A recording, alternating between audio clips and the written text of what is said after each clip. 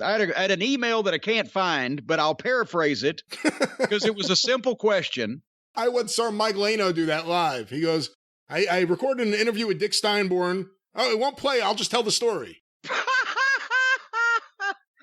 Well, this boiled down to a fairly simple question.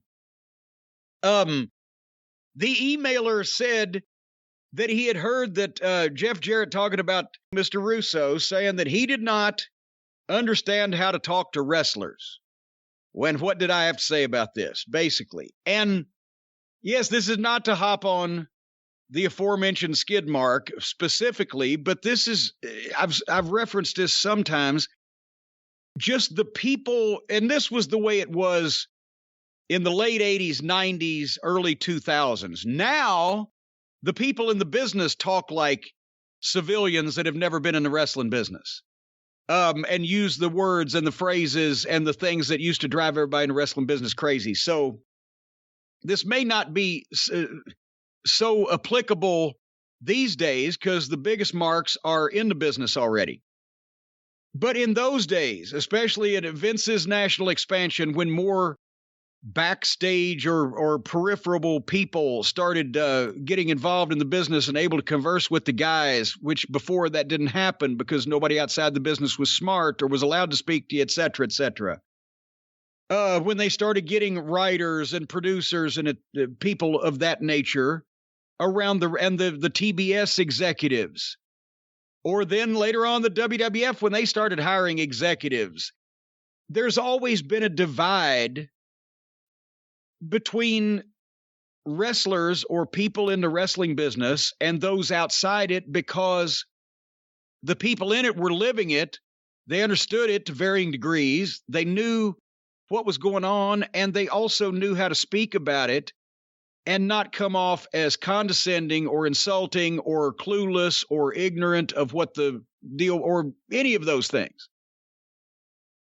And people outside the wrestling business didn't, because they didn't live it. They didn't take it seriously. It wasn't their fucking life. It wasn't, they weren't traveling 2,000 and 3,000 miles a week and working 7 nights a week, and where they getting they weren't either rock stars where they were being, fawned over and adulation of the fans, or they weren't the heels where they were having batteries and rocks thrown at them and people trying to cut them. They weren't in the locker rooms. They didn't understand the philosophy of working and of the brotherhood of wrestling. It was a show to them. It was a thing to them that people did as a show and as an entertainment. And that's the way that not only people feel now, but that people in the business feel about it that way now. They think they're actors playing a part or they're entertainers or whatever, but this was, in those days, until 10, 15 years ago, probably 20, early on with some people, it was a completely different story. And the people in the wrestling business and the people outside the wrestling business couldn't communicate with each other. And a lot of it came about because the guys in the business wanted to kayfabe, and they weren't even, obviously they weren't happy when a lot of these people got smart. TBS just smartened everybody up. Executives would come in at random and see things just because they were walking through, the building or whatever, and there was no thought to kayfabing anybody that worked for TBS. And most of the boys didn't like that because there's more people. They're going to go home and tell their kids and blah, blah, blah.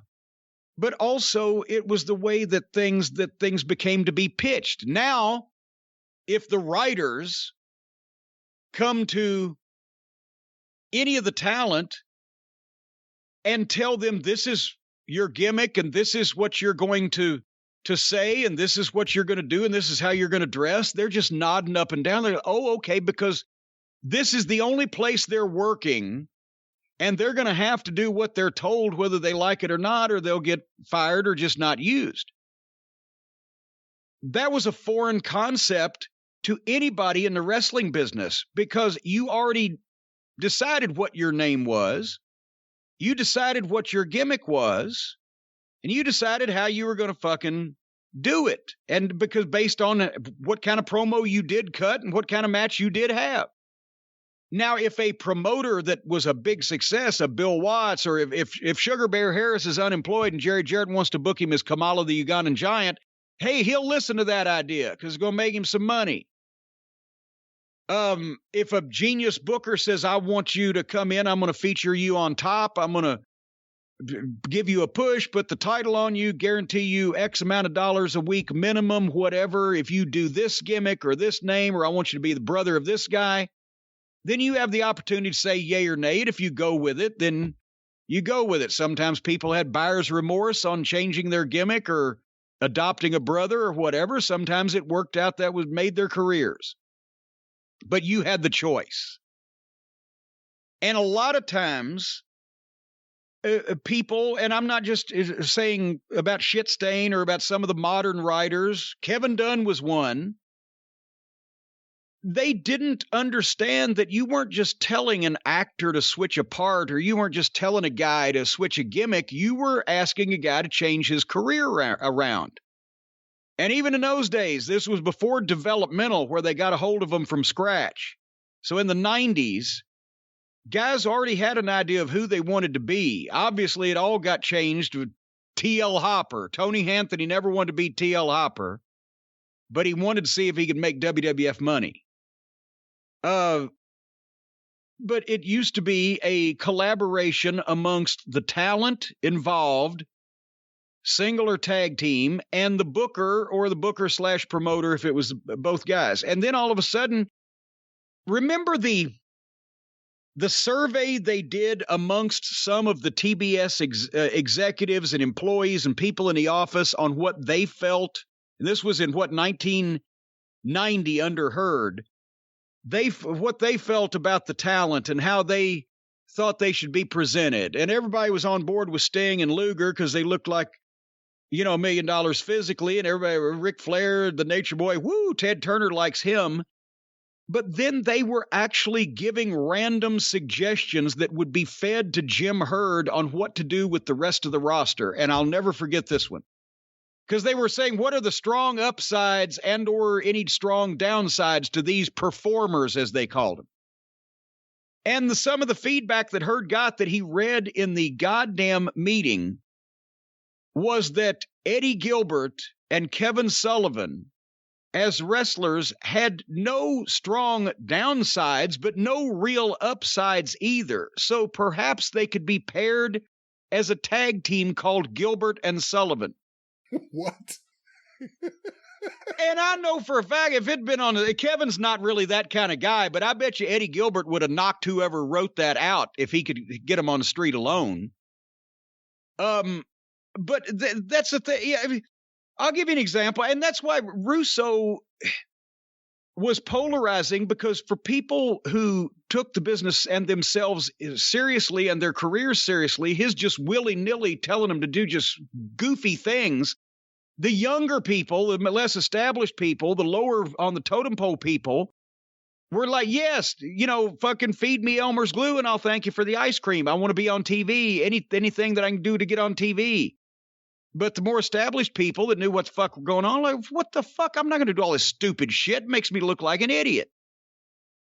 And like I said, it wasn't just limited to Shitstain. Kevin Dunn. Here's a Kevin Dunn story that I've never told before, I bet you.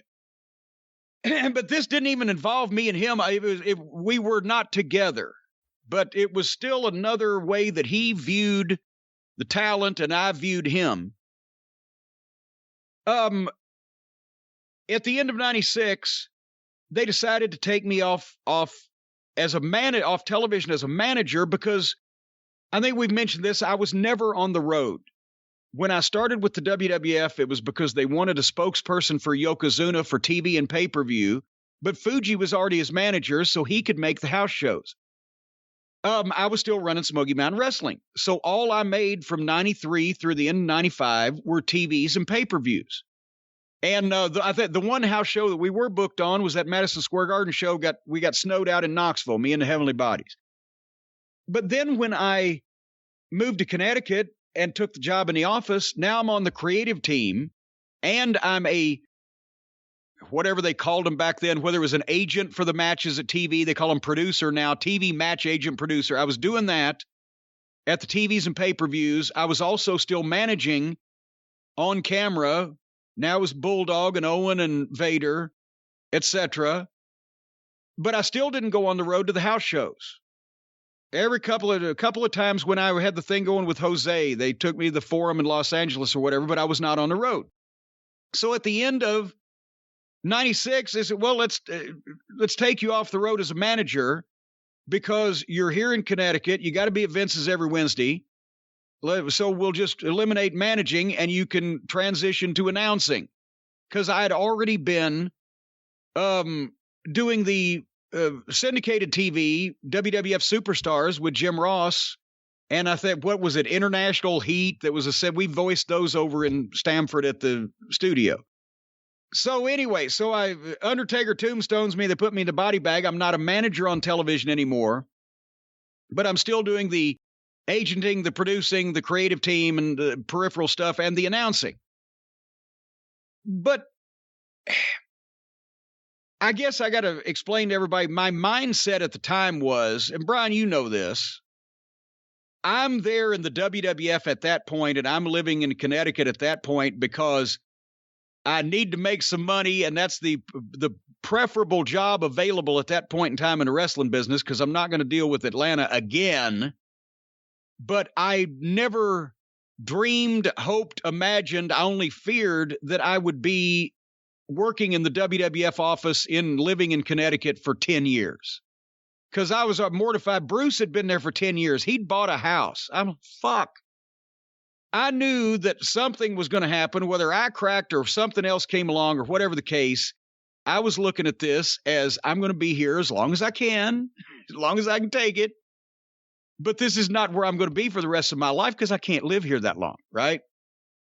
So I'm doing the announcing, which, by the way, all this came under my one price fits all. I never asked for more money. I never had separate contracts. You get an announcing contract, you got an agenting contract, whatever the fuck. They say, hey, we want you to, I'd been filling in on announcing since really shortly after I first got there. When Savage quit, I filled in on Raw for a couple weeks with Vince until they could. I think that's when Lawler had also. Every time somebody quit, I filled in on Raw. Right, Lawler the first time, fucking Savage, whatever. So a lot of times they just say, "Hey, we want you and JR to start doing Superstars. Come down to the studio on Thursday mornings at 10 o'clock. Do the voiceovers." Okay, whatever. But I had at that point certainly not decided, without knowing how long I was going to live up there, how long I was going to work for the WWF, and what else I was going to do in the wrestling business going forward. I had not decided that I was going to retire for good from managing or do anything of any major change in my career until I saw what the fuck was going on, right? That's understandable. So one day, Jennifer Good, one of our producers who I loved to work with her. She was great. She was on the ball, had all of our notes ready to go and the formats and everything, was an ace producer. I'd already had issues with Kevin Dunn over the whole way. As I told Jim Ross one time, I said, he talks to me like I'm the guy that ran the Ferris wheel at the county fair with all of his sports entertainment horse shit, and this ain't wrestling. And I was vibrating since first time I ever had to have a meeting with Kevin Dunn. And JR knew that. But anyway, so Jennifer Good comes in one day with a box and says, Kevin sent you something. And I'm like, oh, okay. So I opened the box. Do you remember when they did the WWF / logo for the Attitude Era? Yeah. Okay. And they got the announcers like Jim Ross and Michael Cole. They got them the monogrammed shirts, right, to wear on TV. Right. Well, he had given me a box, and there's 3 of these nice monogram shirts, a white one, a red one, and a black one.